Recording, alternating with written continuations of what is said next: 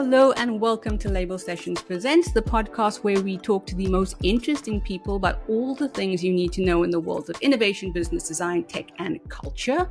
I'm Fuzlin Esau. Today we're joined by two new label mates and founder and MD of Label Sessions, Nick Sherrard.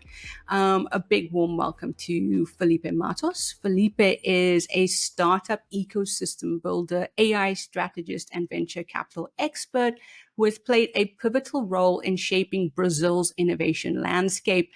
We're also joined by Tala Ansari. Tala is an innovation strategist and transformational change expert with a track record of driving large-scale corporate and ecosystem-level innovation at Atelier, World Expo 2020, and KPMG. The UN says climate action boosts growth. Coca-Cola and Microsoft say climate goals are getting too expensive. In the last sort of 12 months, ESG targets are quietly shrinking. Innovators inside companies are wondering, should we keep pushing for sustainability or start rethinking the business case? So it sort of, was green growth ever a real commercial opportunity, or is this just wishful thinking? Yeah, that's a deep question. There's so many aspects out of it. I mean, there are cultural aspects of nowadays what's meaningful, what people value and wish for, and how do they interact. And we can't think about nowadays without thinking about how social media has become this big interface between everyone and every company and every business and so forth. So if you want to do something that talks to people, you probably have to use that interface somehow. And I think if you just add AI to the equation, it's like AI algorithms and creation and dealing with that interface as well. And as we were discussing earlier, like the implication of that are very far away from the eyes of people. Like you're scrolling or creating that nice Ghibli image, and you have no idea about how much electricity and water was used to that, and that's obviously concerning. I think that in one way we need to spread awareness about those things to let people become aware and eventually be more responsible with the use of those technologies. And on the other hand, there's the role of regulators and governments to set limits that are acceptable to these kinds of misuses or implications. I think, Fuzlin, with the example you gave about Microsoft, Microsoft did come out publicly to say that they are going to make sure that when they provide this technology, that there'll be 100% carbon-free electricity. And I think that's great. That's a great start for the companies that are kind of adding these carbon credits through the technology to also mitigate through other means and manage their supply chains better. So that was a good move. But I also think that the way the world kind of looks at ESG is where the problem really starts. So people are looking at ESG as a burden, like, oh, we need to do this for compliance purposes. But if we look at this from an opportunistic lens, there is an opportunity to get creative.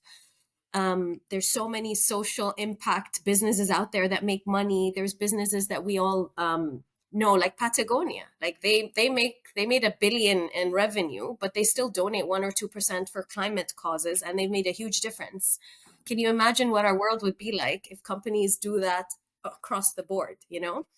So I think if we look at ESG from an opportunistic lens, rather than this is a challenge or compliance issue, the mindset shift is what's going to really make a difference. And the second point I want to make is I notice many companies, it's their KPIs and incentives that kind of cause this behavior. So shareholders look at profit only, CEOs then focus on profit only, board members only ask about profit. But if we change the KPIs and metrics that we use from a bigger system lens, from even a GDP country lens, again, like GDP also only looks at, profit, goods, things like that. But if we start looking at other criteria and measuring success that's tangible in other formats, this is where we're going to drive the real change. So can we have short-term and long-term goals to measure the success of companies and CEOs? Can we make sure that we put that as a part of the framework? I think once that change is happening in the system, which needs to happen at a big level, that's where you'll start really seeing change in behavior. Yeah, I think it's really interesting to that point, Tala, as well. So I think there's quite a few boardrooms where the leaders took the lesson that they no longer needed to worry as much about ESG because the political climate had changed. And what they've just realized in recent weeks is that actually the era we're now in is all about supply chain accountability. And it's actually just less, there's less of one global consensus around what that is. But actually, in terms of if you're running a global company now, you need to be thinking through the risks to that supply chain, partly through regulation in certain parts of the world driven by a kind of climate change agenda, partly because of tariffs and the end of that kind of easy globalization era, partly because of political events that are going on in different places. So actually, whilst I think we probably are going to see a period when there's fewer ESG teams in every company in the world that look fairly similar, there's going to be people doing that job, which is working out what's the supply chain we can build that can be resilient. And that we can build over time, to your point, Tala, because that's really one of the key things here, which is there was a period in time in the kind of institutional memory of most big companies around the world when, frankly, they didn't have to be that accountable for what went on in their supply chain. It was there was outsourced in so many different ways in different parts of the world. Then ESG was the first sort of global governance structure that said, no, you are actually going to be reporting on that, and you're going to be reporting on that around government agendas, in particular around climate change. Now, that has got much more complex now, but the demand is still going to be there. There's not a part of the world you can operate in right now where someone isn't saying, I want you to report on how this product gets built, gets made, and how it gets sold, what the impact of that is.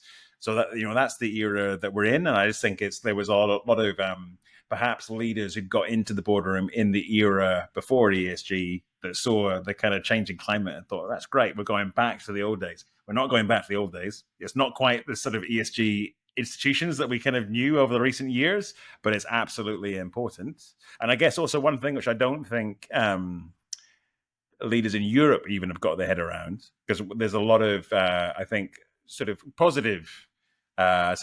positivity around the fact that there are big companies in Europe that are still delivering on the kind of climate change commitments. L'Oreal last week were saying that they're going to be net zero by 2030 and we're going to deliver on that. Is also how far the rest of the world has already moved, in particular the Middle East. But in terms of actually the rest of the world has already moved a hell of a long way on transition, has really clear plans to deliver on it, and is therefore hyper incentivized not to pull back too much, because it's like this is the world that the rest of the world is building. So it's a really interesting time where I think we need to get a head around the idea of supply chain accountability, and also the fact that so much of the world has actually already moved. So they're therefore incentivized to follow through on it. Well, thank you again, everyone, for joining us. And we hope you're all caught up on the world of innovation this week. If you want to get access to label sessions for your brand or have our teams mentored by our leaders, get in touch via our website or any of the social networks around. Thank you, everyone.